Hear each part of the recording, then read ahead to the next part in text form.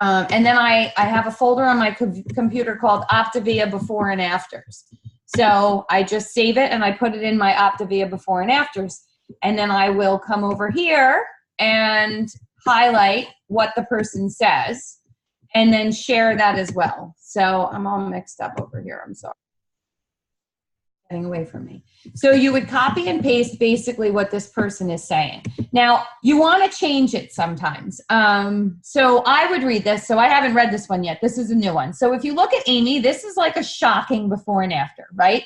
So this is in 2018 in March versus yesterday, okay? So she lost 141 pounds. This is a tremendous transformation.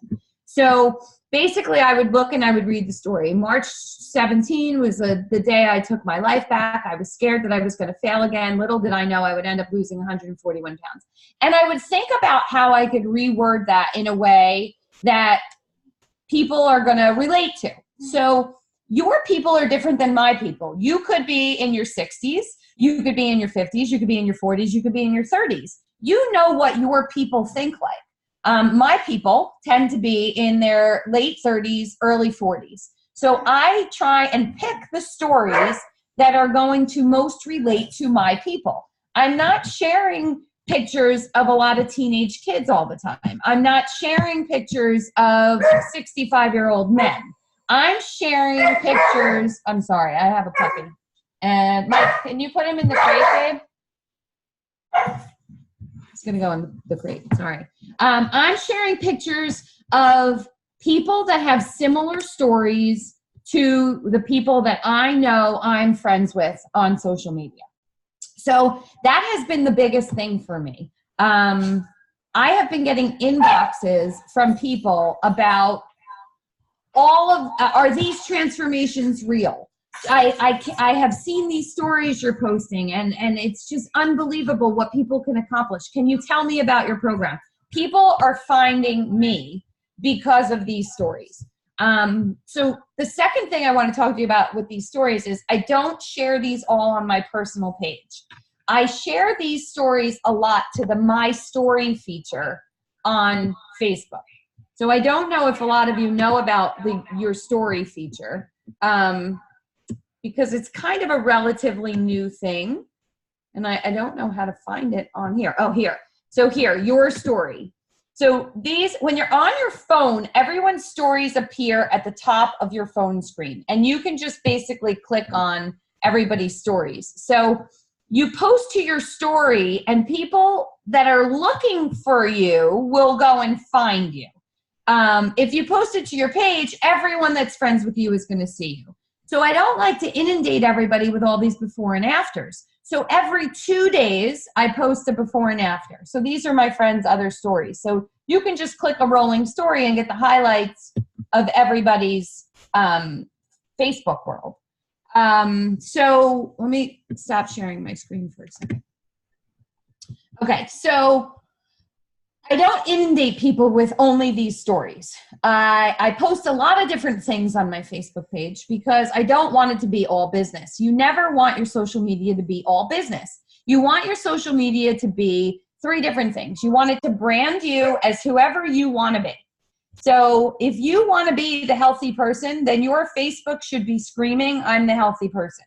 How do you do that? You share recipes. Where do you get recipes? You go follow pages that have healthy recipes. You join groups that have healthy recipes. Recipes are huge. People love recipes. I have become the recipe queen. People think I make all of them. I do make some of them, and the ones that I do make, I post when I make them. Why? Because that makes them trust me. That makes them understand that I'm not just saying I'm doing these things. Here I am showing you that I'm actually doing them. So I post a lot of recipes. We get a newsletter for free with Optavia. And I will often, if it's a really good recipe, at the bottom of the recipe say, if you'd like more recipes like this delivered to your inbox, drop your email below and I'll sign you up for my newsletter. What does that do? That gives you access to people that now you are emailing on a weekly basis to further brand yourself as the person to go to for healthy information, right? Our newsletter has a story.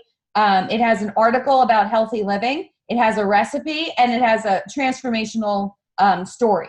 So our newsletter has everything we want people to see. It has everything that people can understand that we do.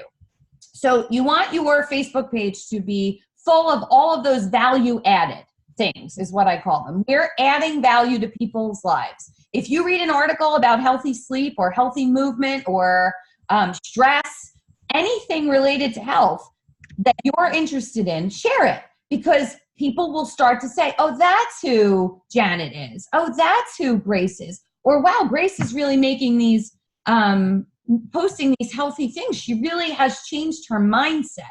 And they're going to appreciate those things more than they're going to appreciate you saying, if you want to hear more about what I do. They don't want to be sold. They don't want to be told to come and hear more about what you do. They want to see what you're doing, and if it appeals to them, they're going to come and find you. So you want to do that. You want to create that brand for yourself and share value added for people. And then you want to post relationship things, funny memes, posts that say who you are, who your family is. Share about your life. Share things that you want people to know about you. Everyone knows I have a family. Everyone knows I have 3 kids. Everyone knows I post about the struggles of that. I post about the funny things that my kids say. Do I want to post all of this? No. I post a lot more than I probably would, because I want people to identify with who I really am, and I don't want it to be all business. So you want the relationship posts, you want the value-added posts, and you want the transformation stories. And that's really how you're going to grow your business organically using social media. Another way is to friend more people. For 3 years into this business, I was very stingy with who I let into my Facebook world. Why? Because I was sharing personal things, and I didn't want the whole world to know my personal things. Well, I learned there's a big difference between private and public. And I don't have to be completely private to the whole world, and I don't have to be public to the whole world. There's like this nice little area in between where when you do become friends with someone through your kids or through work, you friend them on Facebook. And I probably have 1,000 friends now. So Facebook has changed for me. I don't see a lot of what my friends post because I have so many friends. So that's where it's become different. I have to actually seek out seeing other people, but I know that people are seeing me. Another thing I want to talk about is how you can get people to see your stuff more. And that is by commenting on their stuff. So let's say you have a friend from high school that you haven't spoken to in 20 years, and you know that this person always posts about losing weight. Well, you don't want to go and inbox them and say, hey, what's going on? Because that's a little weird. They know that that is going to turn into something that is a sales pitch to them at some point down the line. What you can do is go and start liking their stuff. Comment on their stuff. When you do that, Facebook will automatically start putting your posts on their newsfeed. That's going to help them see you all the time. They're then going to say, oh, look at Claudia. This is what Claudia is doing now. That's awesome. I'm going to reach out to Claudia. I didn't know she was interested in healthy stuff. Now that person came to you. You didn't come to them at all. There was absolutely no approach needed. They're coming to you. And you're also developing a relationship. It's not one-sided. You're starting to learn about them. You're commenting on their family. You're commenting on their vacation. And they're getting to know a little bit more about you because Facebook's showing them a little bit more about you. So I'm going to leave it there. Actually, I'll say one more thing. Watch what people post. Because if someone's posting about being tired, you have an opportunity to inbox them and say, hey, I saw you're posting a lot about not having a lot of energy, and I just wanted to make sure that you know what I do, because I really could help with that if that's something you're interested in. And leave it at that. You don't then pitch what you do. If they don't want to know, they're not going to write back. They may say, oh, yeah, it's just really a joke I have with friends, and you know this motherhood's exhausting. And you can just leave it there. But you reach out and say, I noticed you're posting a lot of healthy recipes. Are you working with someone on nutrition? I noticed that you're I noticed that you said something about needing money. Did you know that I work from home and I make extra income that way? So Jackie, go ahead. how did you become a coach?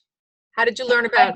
I became a coach, well, through you. I mean, what you posted, Janet was my neighbor, and Janet posted that she became a certified health coach through the McDonald Center for Obesity Prevention. And she was at convention. I had no idea, but she posted it. And in my mind, I thought, oh, that's what my neighbor does. I'm going to reach out to her because I wanted to lose 10 pounds. And I reached out to Janet probably a month after that, but it stuck in my head.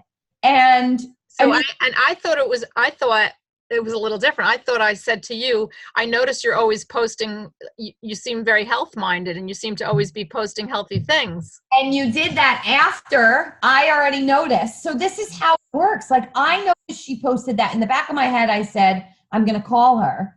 And then she reached out and said, I noticed you always post healthy recipes. So it was a double-sided relationship. I never once thought Janet was trying to sell me something. I thought, oh, here's my neighbor, and now I know a little bit more about her, and how funny, we share an interest that I never realized we shared before. So look for those opportunities on what people post to just say, hey, I'm not sure if you know, but I can help with that. I had someone post about, they came back from the doctor and their A1C was high. Immediately, I sent a message, inbox. Listen, I just want you to know, I work with a really great program that's great for diabetics. If you ever want to talk about it, just let me know. And that's it. You threw the ball in their court, and now it stays there until they're ready. And then if they see you 3 weeks later, if they didn't respond, they're going to talk about that post. So it just opens this line of conversation and communication, and it just further develops relationships that you already have. So don't be too stingy. Use Facebook as a tool to add value to people's lives. They will trust you and like you and honor you more if you are adding value rather than trying to take something away. And then just be ready to be willing to share what you do, because we have a gift, we have a program that works, that can change people's lives, and if we keep it to ourselves, they're never going to have the opportunity to do that.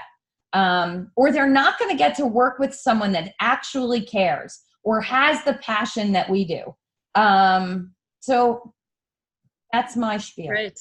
Jackie, that was fabulous. Really, really good. And, this might go a little longer than a half an hour, but I think it's valuable. And I'd like to just, if somebody has a question for Jackie, just raise your hand because you might be muted and I can unmute you.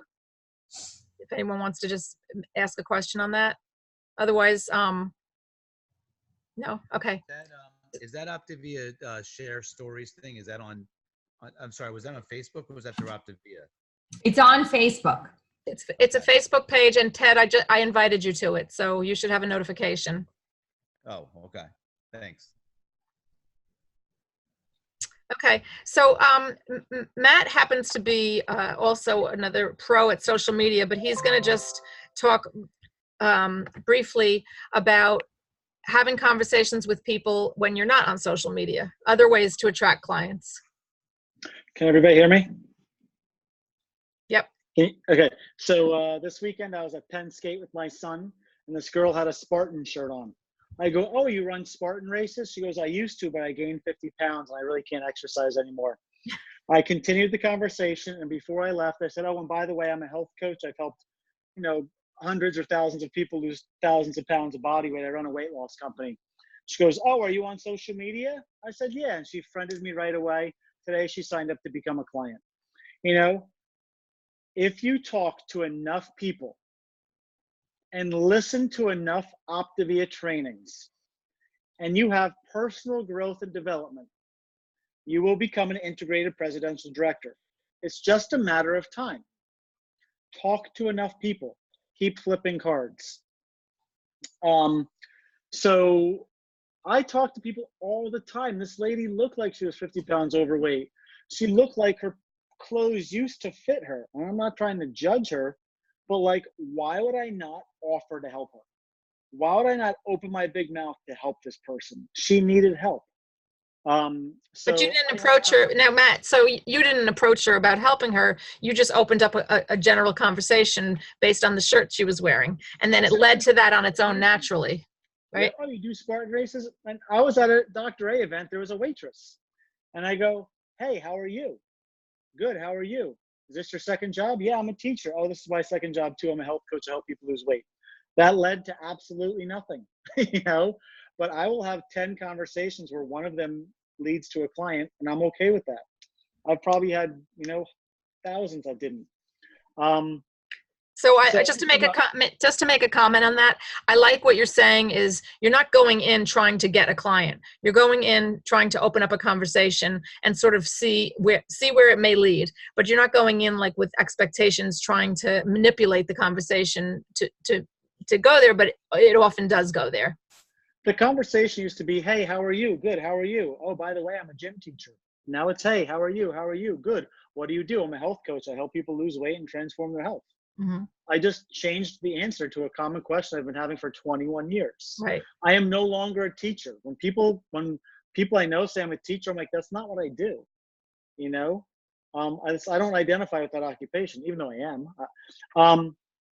So another thing I want to talk about is client support.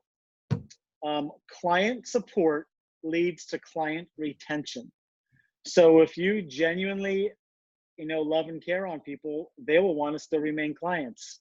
Ironically, Dina Fleming is a coach on her team, totally kicking butt. Her sister did the program, gave it to her. I didn't even know she did the program. And then she's like, oh yeah, I lost 20 pounds. I love it. This is awesome. I became a coach. So, you know, sometimes you also get lucky. So I just took notes right here. Take care of the people and they'll take care of you. I train my clients how to send me referrals. I have a guy down, you know, 10 pounds in 12 days. Actually down 12 pounds in 10 days. I said, are people noticing? He goes, yeah. I said, what do you do? He goes, oh, I just tell them I'm doing this Optavia program.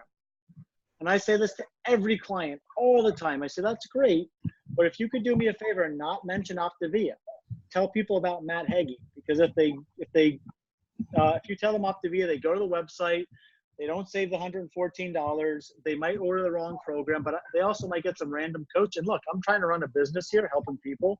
And if you think I'm a person of character and integrity, I'd really love if you shared my name. Oh, okay, yeah, I got it. Okay, well, here's how I'd like you to do it. Just introduce me to your friend in a three-way text message. Kevin meet Matt, Matt meet Kevin. Just say that. You know, I say that to them on the explore call, on the night before call, on the check-in call, on the weekly check-in call.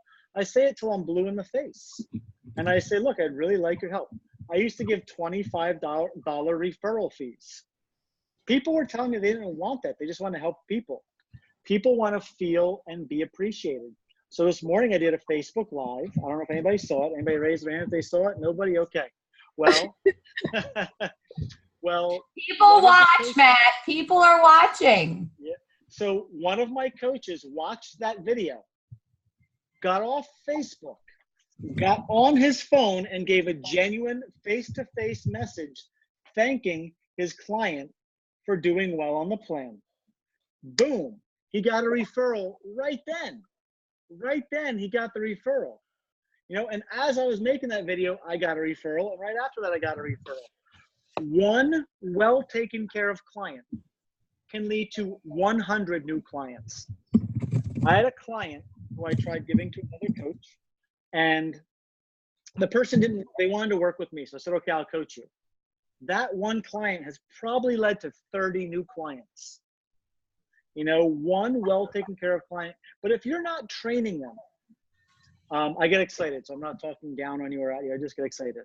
If you're not training your clients how to send you a referral, don't be upset when you don't get them, because everybody says, what are you doing? I'm doing Optavia. Here's a bar. Here's the website. Look up Optavia. Every one of your clients will do that unless you direct them differently. You have to. So true. I get leads from the company, and I always ask the lead, well, how did you hear about Optavia? What led you to me? Oh, my friend at the office was doing it and is successful. I can tell you how many times that happens, and I think to myself, "Oh, that person in the office's coach didn't train them on how to introduce them." I just wanted to jump in and add, I had a client that was in a big business, and I dropped off a box of business cards. And people would walk in his office and say, "What are you doing?" And he would go, "Call Jackie." Like, I dropped off a box of business cards. Because he was like, "People are asking." And I said, "Okay, I'm going to send you some cards. Like, you can tell them." And he goes, "No," I said, "Just send them my name." And he goes, "No, I need cards. You got business cards?" And I said, "Yeah." And I dropped off a box of business cards. I worked in that company. I actually am still getting people, but I probably had 35 clients from that floor within a year's time. Yeah, I don't like the fact that my business cards say Optavia. I need to change that. Yeah, mine because don't. They go to the website, and we want to steer them to you, not just Optavia. Yeah. So anyway, referrals Thanks. are huge. Yeah. I've got a guy I went to high school with. He just goes on Facebook. Matt meet Kevin, Kevin meet Matt. That's all he does. Mm-hmm. So I'm curious. There's this old-looking guy, looks like Rich Alercio, wearing a red shirt, laying against the pillow. Who's that guy? Got like gray. Oh, Matthew. Oh, sorry. So Mike Catalano. Yeah, he's a pretty old guy. He's getting old by the minute. I would have never thought in a million years that your good looks would create a business and a profession for me. I was like, Mike Catalano's good looks is going to create a business. Yeah. So for those of you that don't know, Matt, Mike, and I, Mike's my husband. Matt, Mike, and I went to college together. Matt and Mike played football together. And Matt is here today because of Mike's before and after picture on Facebook. Yep. It took me 3 years to call. 3 years. And Jackie went to high school with my best friend, John Hine, at Howell High School. And that's why, you guys, the consistency is so important. It pays off.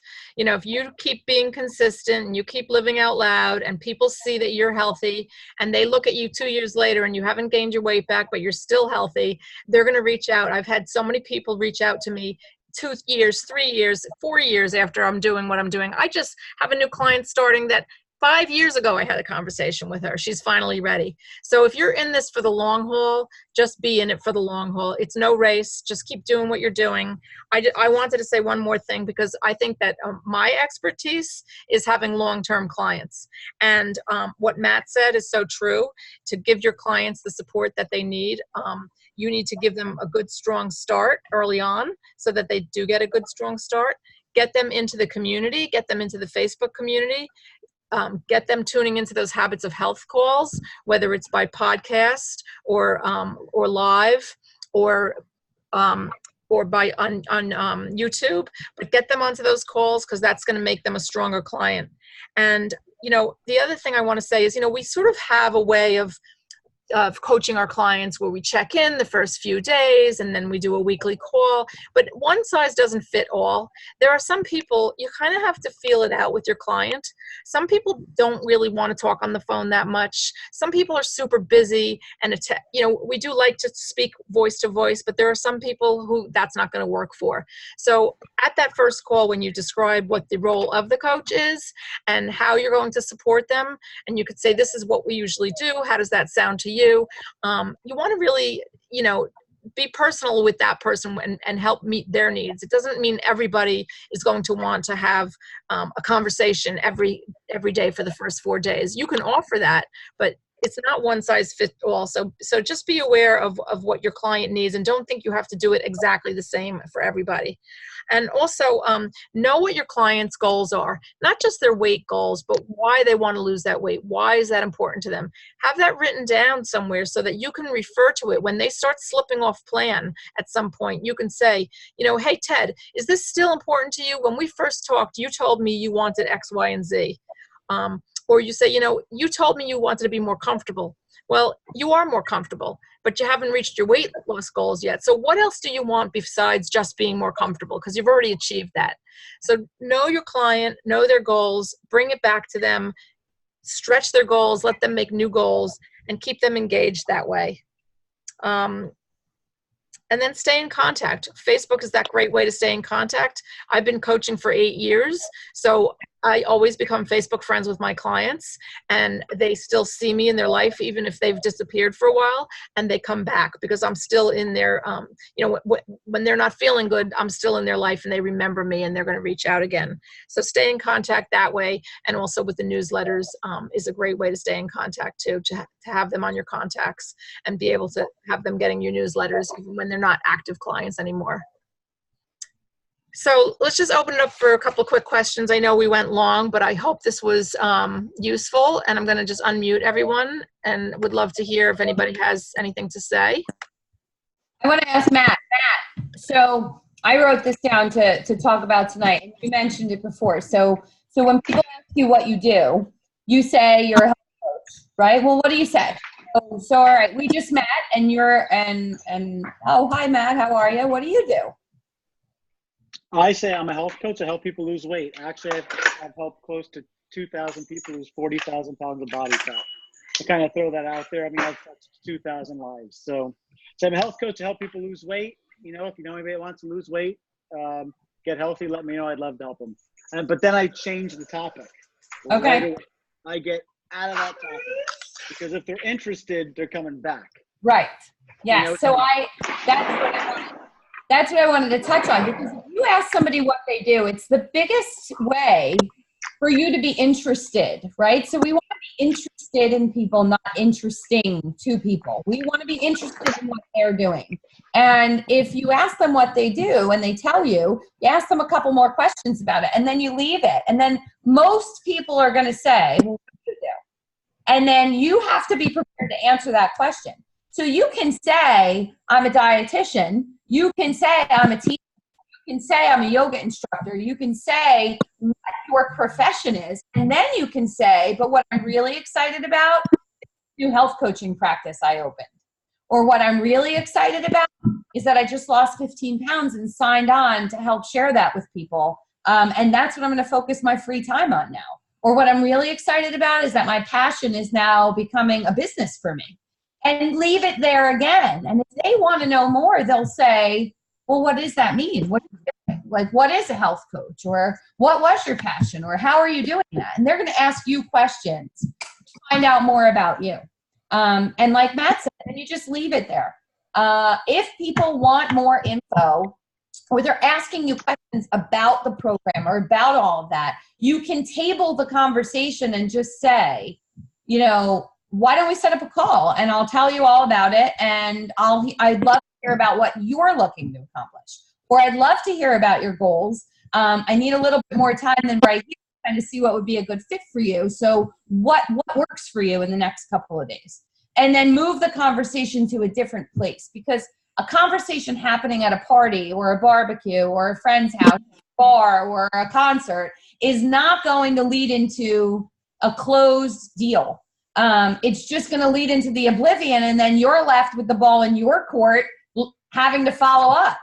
But if you can set up the follow-up that day, that time, then it's in their court again, and they're coming to you. So it changes it again. Yeah, and I would just make one comment on that. I think sometimes people are intimidated when you say, let's have a call and I'll tell you all about the program. So I like what Jackie said and said, let's have a call and I want to find out about your health goals and see if we have a program that would be a good fit for you. It's less intimidating. People don't want to hear all about something, really. But when you say, I want to find out about your health goals and then see if we have a program that would be a good fit for you, I think that takes it off a little, where they're not feeling like, oh, she's going to sell me something. So another thing you could say is, this may or may not be for you. Mm-hmm. Start with that, because what do you mean it's not for me? So it's on the same line. This may or may not be for you. And they're like, no, it's for me. I want it. And that's what I do in Facebook messages too. People will say, can you tell me more about how I can do your program? And it's like, well, I'm really sure it's a good fit for you. So let's have a conversation. And they're like, what do you mean? I want it. So it just puts it like a little carrot out there dangling, and maybe they can have it or maybe they can't. And it makes them more interested, and it makes them come into the conversation knowing that they're not being sold on something, that my intention is not right off the bat to sell you my program. It's, let's see, back it up. Let's see if this is a good fit. Yeah. So the saying is rejection leads to obsession. So if there's a mild form of rejection there, it's like, whoa, wait a second. This isn't for me, so, and sometimes rejection is good because if it's not for them, then it saves you time. All right. Well, I think we're on 40 minutes now, so we're going to end. But I think this was a great Zoom. I think there's so much more that you guys can get. These events, Zooms, trainings, the more you hear, the more you're going to, get into your head, the easier it's going to be. It seems overwhelming when you're new, all of this information and, how do I say and what do I say? It's just practice, work with your mentor, work with your business coach. We don't do this alone. We work together. And I'm glad you all came, and I hope you all got something out of it. I have recorded it and I will post it, but really, make sure that you listen to that 8:30 call that was tonight. It was really good. I think you'll get a lot out of that too. Thank you, Janet. Thank you. Jen, I want to just introduce my two newest coaches, Grace and Claudia. Hi guys. And Claire and Paola, I don't know if, Claire, you've been around, people know you, and Paola maybe hasn't, they're here too. Yes. Okay. It's great to see all the new faces. Yep. Janet, let me introduce Maureen York if Maureen's on. Maureen? I don't see her. Oh, she said she was going to come on. Okay. Is Chris here? Do not see Chris. I works on Mondays. Okay. Okay. Well, Maureen would be on next time. All right, everybody. Have a good night. Have a good night.